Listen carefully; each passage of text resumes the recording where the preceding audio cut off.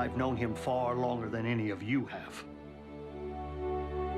On Cybertron, one isn't born into greatness. Rather, one must earn it.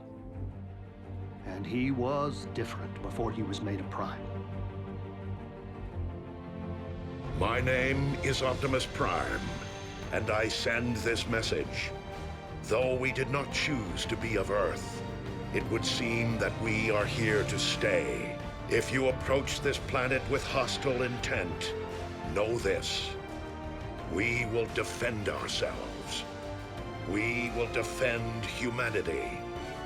We will defend our home.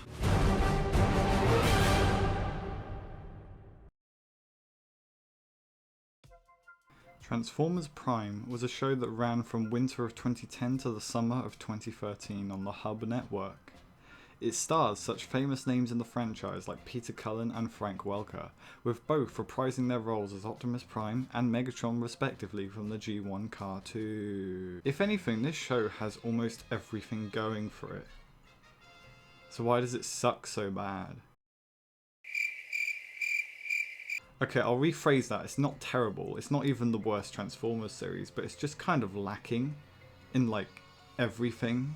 I mean, I'd rather sit through the whole show than go through chemotherapy again, but it's just so boring. Now, you're probably thinking I'm wrong, because you read some slash fiction about Knockout getting it on with Starscream and you liked it. Oh wait, that actually happened in the show. You're no breakdown, though I must confess I have always admired your lustrous finish.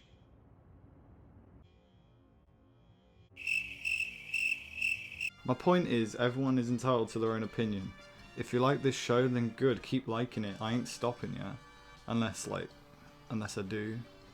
Unless I manage it with this review, I guess. Transformers Prime is a ridiculous mess that demands to be taken seriously, so where could I possibly start? I might as well talk about the things I liked before I get into the real meat and ham of the review. So here we go, everything I liked about Transformers Prime. Don't worry, this won't take long. I really liked the soundtrack, or most of it at least. Like, the only real memorable track was the main theme, but my main gripe with the soundtrack was that it felt like they were recycling the same track over and over. You know, most composers do this thing where they play the same track, but like, different. You know, depending on the mood of the scene, or whatever. I can only really remember one instance of Prime's theme being played at a different tempo, and that was during the train chase.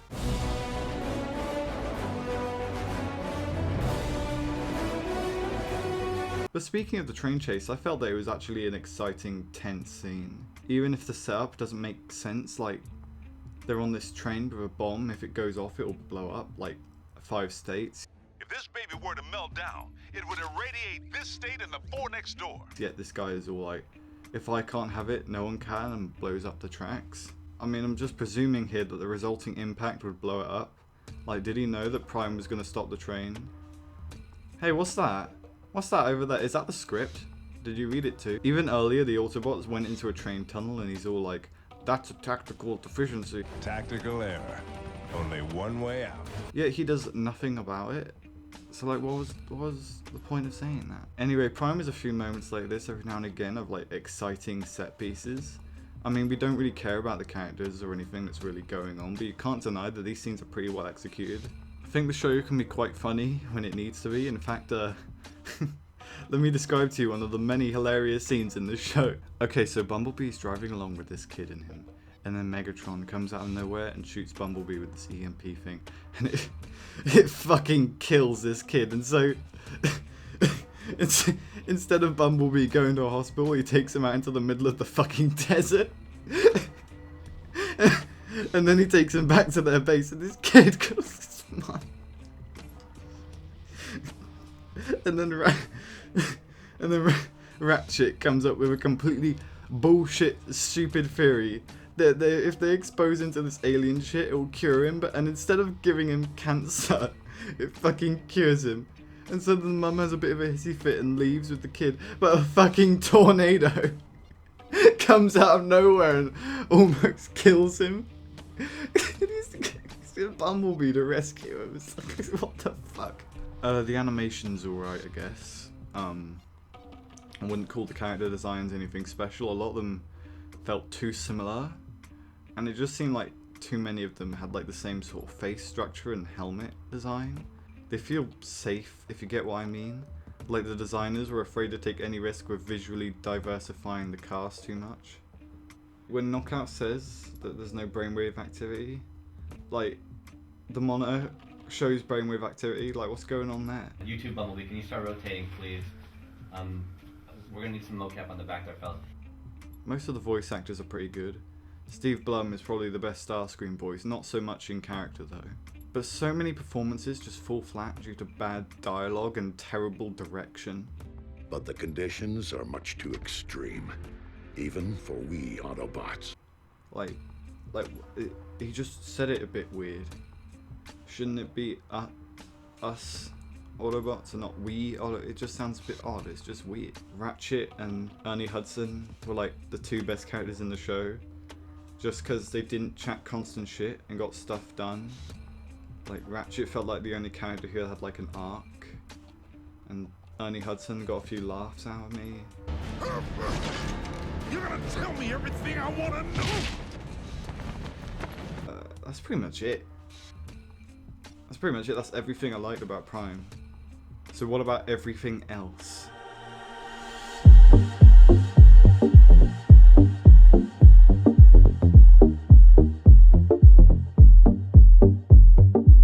The heroes of Transformers Prime each fall into one of four categories.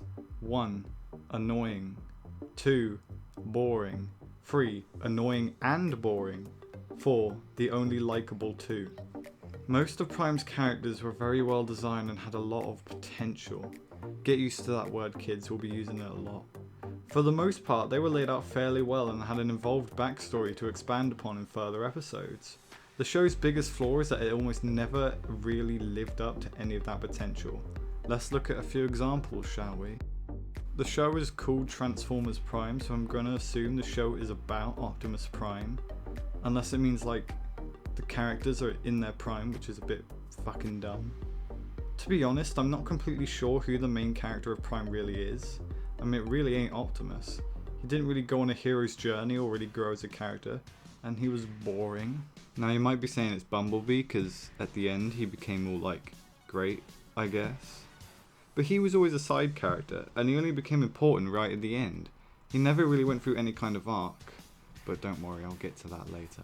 It definitely isn't any of the human characters, and it certainly isn't RC, Bulkhead, Wheeljack, Magnum Dong, or Nathan Drake. I mean, in the previous Transformers show, Transformers Animated, there was a main character.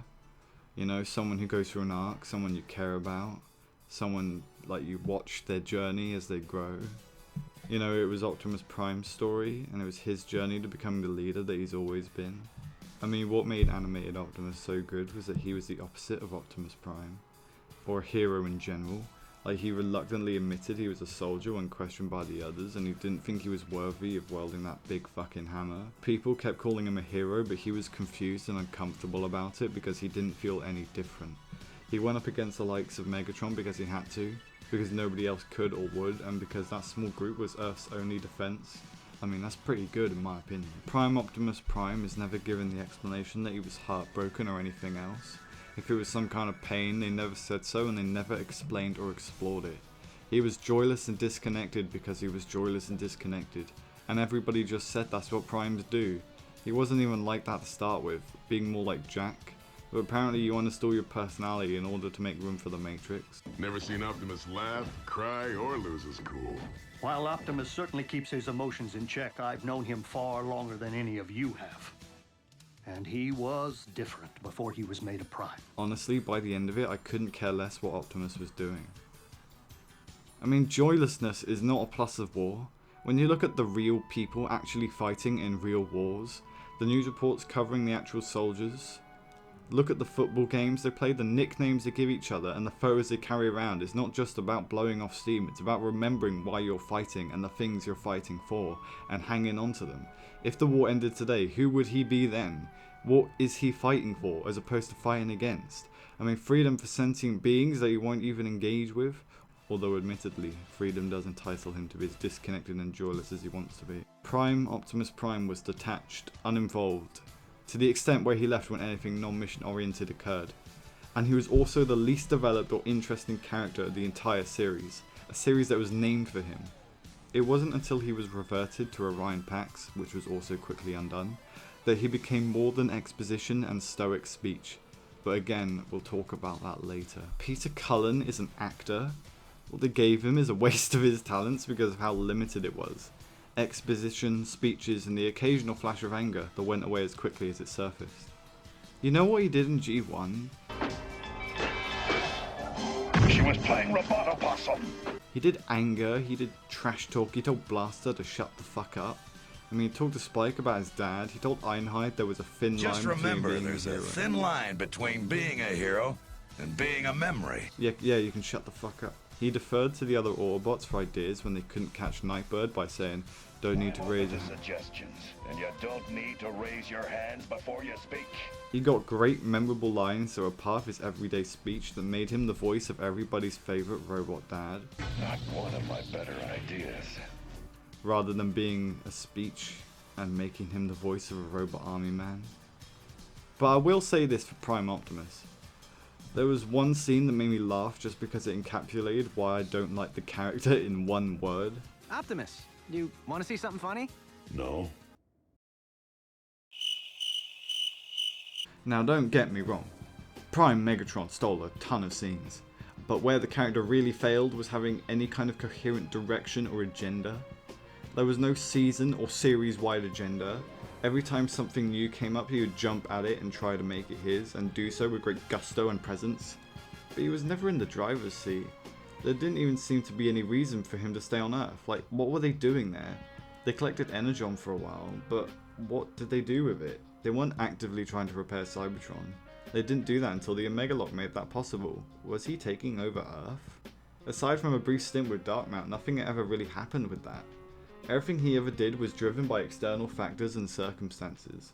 Unicron, the Icon database, the Predacons, the artifacts. He took advantage of them, but if none of those things ever came up, what was he intending to do? I mean, if we go back to animated again and look at Megatron, we can see that he was just as vicious.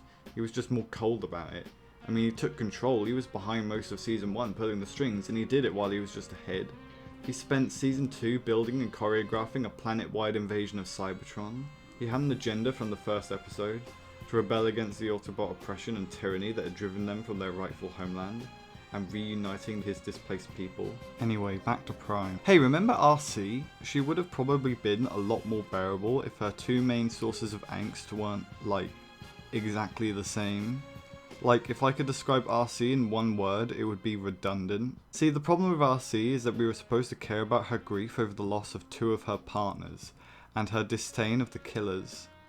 But the issue was that we saw Cliffjumper die first. We saw her trauma and anger towards Starscream firsthand. But then it turns out she had a bigger rivalry with this spider lady named Arachnid, who killed some guy called Tailgate that we never knew about up until this point. So we're unable to reconcile her grief between her hatred because they're over two different people. Her hatred towards Starscream feels tacked on compared to her hatred for Arachnid, who traumatized her as well as killing her partner, except Cliffjumper is the one who's brought up most and was the one we saw die first. I mean, a single dead partner would have been enough.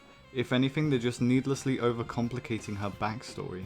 This also meant her grief over Cliffjumper's death and her hatred of Starscream was unresolved, because, you know, Starscream couldn't be killed or captured. This meant she could never really grow or evolve as a character because she had to stay stuck in this angsty, whiny state as long as he was alive. This is probably the best example of Prime just trying too hard. I mean, her grief over one dead friend just wasn't enough apparently. They had to keep piling it on. Add another dead friend, physical trauma, and an aggressor, when all it did was trip over itself and made the character seem inconsistent and annoying. Sometimes it seemed even RC didn't know who she was hating and why. Plus, she was a hypocrite most of the time. The show never called her out for it and made it seem as though we were supposed to side with her on both sides of the issue she played. It's odd that she was the only one who acted this way. I mean, Optimus had some backwards values as well, but not to the extent of RC. I could keep talking about how Starscream was just a pandering, agendaless lapdog, but instead I want to focus on probably the biggest problem with Prime's heroes.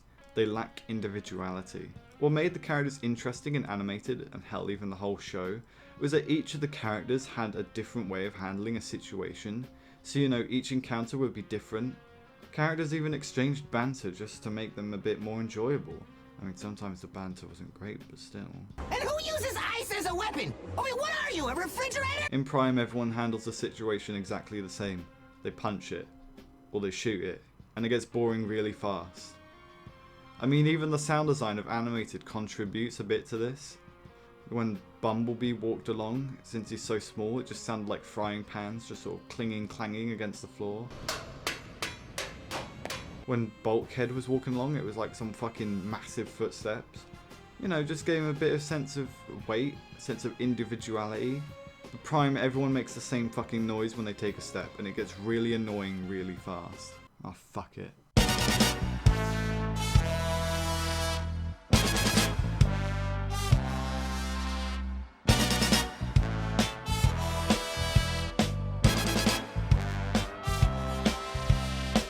So now we've reached the point where we can talk about why the plot is a mess. Oh good.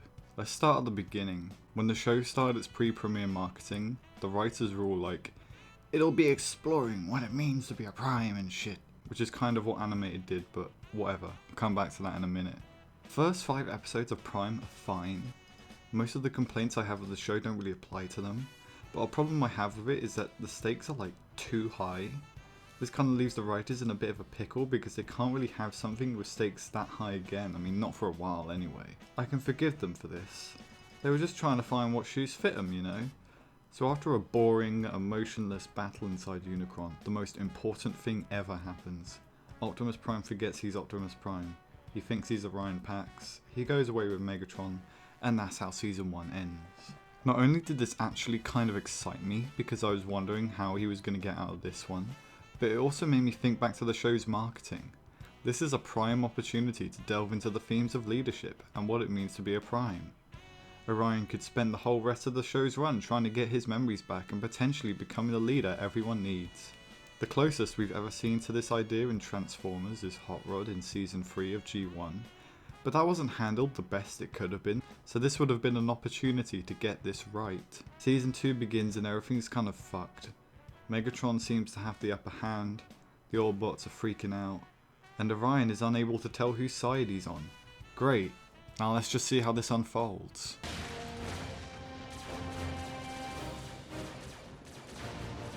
Are you certain I am worthy? You have no idea.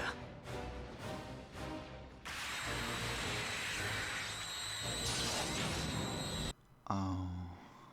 So they just teleport the Cybertron even though they said that it's hard for a space bridge to do this and that going into orbit with the ground bridge is really risky. They get the Matrix that's just lying around on a planet that for some reason isn't covered in dark energon anymore and restore Prime back to normal. This is the moment Prime fell apart. You can actually point to the second it gives up. The second Prime was given his memories back with a Get Out of Consequences free card is when this show became a weekly potential waster. Any ideas that could have been amazing were almost instantly dropped after a basic solution was given. Ideas like Bulkhead and Breakdown's rivalry, Bulkhead getting a life-threatening injury, the Star Saber, Smokescreen in the Iacon database, Dark Mount, Bumblebee dying, Mech obtaining Cybertronian technology, Jack's implied destiny, Jack's struggle to remain normal, Jack's girlfriend, and Nemesis Prime. When Bulkhead gets injured, they make such a big deal about how this could kill him, and say that he may never be the same again. And 2 episodes later, he's up and fighting Decepticons like nothing ever happened. And when Dark Mount happens, the Decepticons take over the planet, destroy the Autobots base, and kill Optimus. Literally, he fucking dies. But he's brought back, and with a swanky OP power-up, that he's able to level the Decepticons' entire base with by himself. Then they move into another base like nothing ever happened. This all happens over the course of 4 episodes, by the way. Arachnid gets stuffed in a box, then dropped on a moon without resolving anything between her and RC.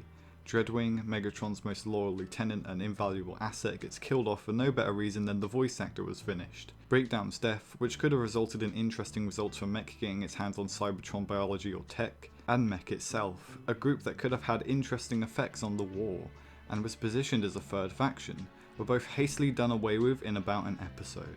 This is all potential and no follow through, which severely undermines its attempt at a so-called mature or serious tone, since maturity isn't just about big drama things, it's about committing to them. It's like listening to a little kid make up a story on the spot. You'll notice how many plot points are dropped and how quickly it jumps around. See, a lack of focus isn't a sign of the show being mature, and not having things stick makes it extremely hard to take it seriously, when you know that problems are just going to go away. The show seemed dedicated to keeping the status quo rolling, stopping the show of long-lasting and interesting plot points, making a number of promising characters prematurely kick the bucket with most of the surviving cast being dull, making them either forgettable or just unlikable by the end of it, all contribute to making Prime a series that had a whole bunch of potential but squandered it more often than not. I said this at the beginning and I'll say it again, Prime demands to be taken seriously, and this is the show's biggest failure. The show's high stakes and looming Decepticon threat seemed drowned out by a boring relic hunt. But wait, they ain't actually relics, they're items made in like the Q branch that the Decepticons have, that for some reason Alpha try and launch to Earth, even though he put Unicron inside the Earth millions of years ago, and he decides to send the biggest war ever to this planet, which could result in Unicron being woken up, you know. That won't end badly, you know, good job. The Autobots always seemed in control. They never seemed to be below things. They got all these gadgets that gave them the upper hand, and all the cons got were a noise gun and Megatron's third-party Darksaber, which he only used once, I swear. Prime did grimdark, but it didn't do anything particularly real. Animated Ratchet had PTSD, animated Optimus Prime lost a comrade in a horrific accident, and animated Bumblebee sent an innocent Autobot to prison, all of which drove the characters, their motivations, and the larger series-wide arc. Prime did video game fight scenes, then strung a loose assortment of exposition and space junk scavenger hunts together to justify it. Then the space junk was filed away and seen again infrequently, in order to ensure the pervasive status quo was not disturbed.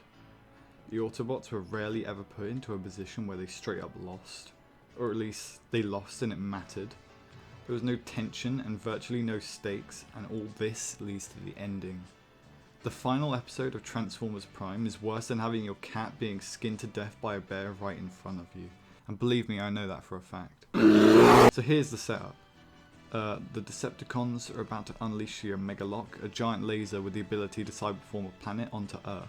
The Autobots storm the Con's ship, they fight and they keep fighting, and then a shocking twist occurs. Megatron kills Bumblebee. If you've been paying attention to the show or this review, you can probably guess what's about to happen next. B falls into the Megalock, which brings him back to life. He kills Megatron, everything is solved, all is well, the end. This, for me anyway, was the final nail in the coffin. I mean, this is the last episode. You have room to make an impact here with no consequences since nothing follows it. I mean, except the TV movie, but still, that's only an hour-and-a-half finale, not a whole other season. At first it seems like they'll have a shocking final episode twist, but then they just, like, don't. Even if he didn't survive, he literally would have died for nothing. He leaped at Megatron, got shot, died, and then his fight with Prime resumed. He got cocky and thought he could take down Megatron with this sword by yelling at him as he's flying towards him. I would make a comparison to Animated's final episode here, and how a noble sacrifice should be done, but I don't want to spoil it. Go watch Transformers Animated, please, you'll love it, it's great. But my point is that there was nothing noble about Bumblebee dying. But when he comes back, they're all like, Bumblebee, you killed Megatron, GG lad, you're the new Autobot commander, which is like, just weird.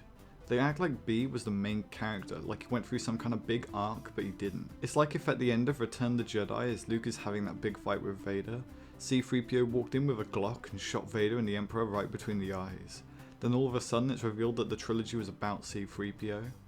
I mean, Prime really should have said, Bumblebee, that was literally the most reckless thing I have ever seen in my millions of years of existence.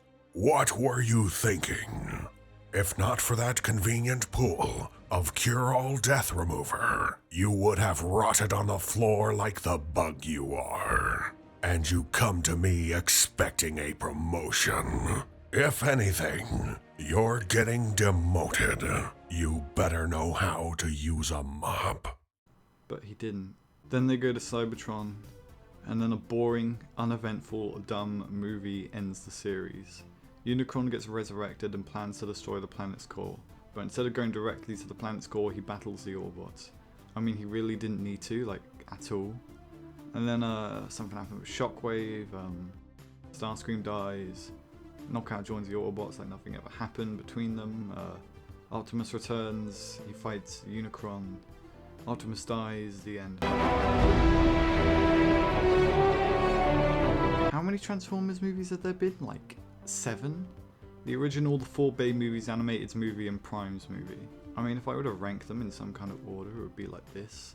Prime's movie isn't as bad as any of the Bay movies, but it's that low because it's just so uneventful. If this movie didn't exist and we were just left with the final episode of Prime, nothing would have changed. When I was talking about B's death earlier, I said how it wasn't noble, and it wasn't really a sacrifice. Prime's death is a noble sacrifice, but here's the thing. Noble sacrifices have to be earned. Going back to Return of the Jedi, Darth Vader is fighting Luke, trying to turn him to the dark side. He taunts him, which gets Luke pissed. He starts wailing on Vader with a haunting track playing as he does so.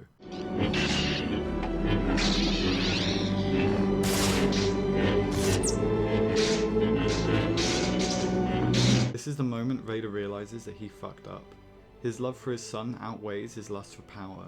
The only reason he ever obeyed Palpatine was because the dark side was just too powerful to resist, not because he liked him, or he wanted to do it.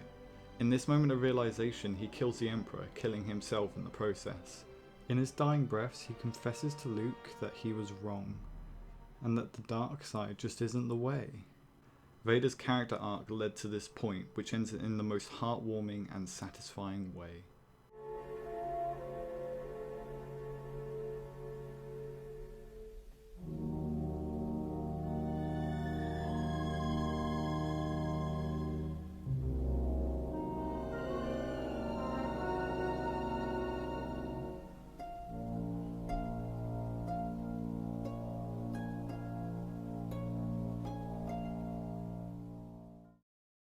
So Prime's all like, hey guys, I gotta go do this and die. Bye everyone. Whoosh, dead, no character revelation, no defining moment of realization, he dies, the end. And that's how Transformers Prime ends. With a whimper rather than a yelp.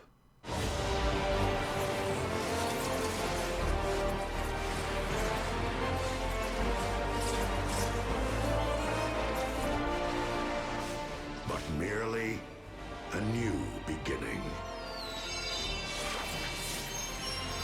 Simply put, another transformation.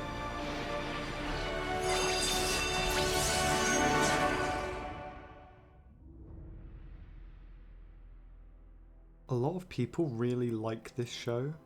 In fact, a lot of people love it. And like I said, if you love it, you don't have to stop because I told you to. Transformers Prime is not the worst Transformers show, far from it.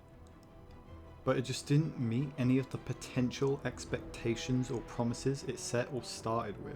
And there is so much more about the show that I never talked about. Like for example, how everything important somehow finds their way onto Earth. Crazy coincidence. Right? In 2015, Transformers Prime received a sequel series called Transformers Robots in Disguise.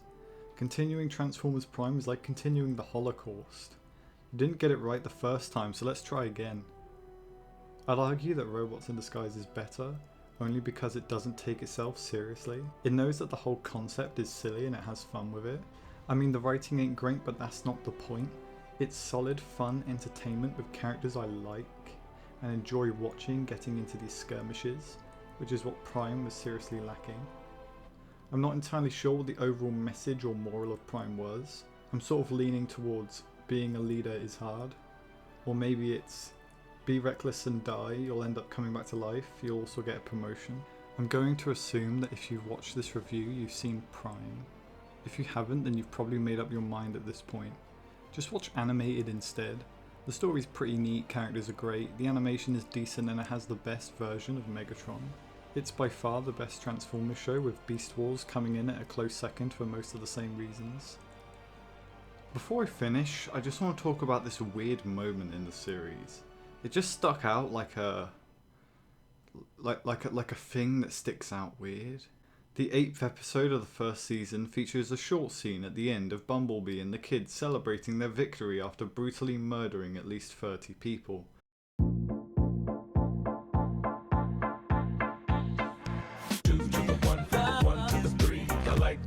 And I like good trees. Smoke so much weed you wouldn't believe. And I get more ass than a toilet seat. Shake that ass for me. Shake that ass for me. Come on, girl. It's like a recurring nightmare. So they're dancing like a bunch of twats, and Bumblebee in particular is dancing like John Travolta. But did you see that? Okay, zoom in. Alright, okay. Now follow his finger. Alright, keep going. Okay, a bit more. There! There, you see that? That is the contact details of Mike Vogel, Vice President of Development and Scripted Entertainment at Hasbro. I just think this is a bit weird. Like, who would do that? One, the animators must have left it there as a joke. I mean, it's pretty dangerous to leak someone's info like that. Look, it even has his address and everything. What a shitty thing to do. Anyway, I'm done. Enjoy the rest of your day. Tell that special someone in your life how you really feel about them and all that shit. Peace. I squeeze cat, I squeeze cat, I squeeze cat, I squeeze cat, I squeeze cat. Show my clips is done. Show my clips is done. I squeeze cat. Show my clips is done. I squeeze cat. Show my clips is done. I squeeze cat. Show my clips is done.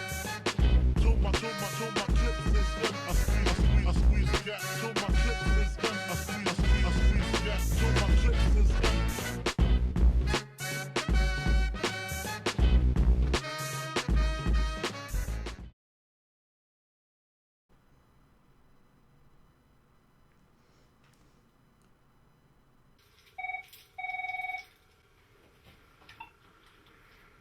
Hello?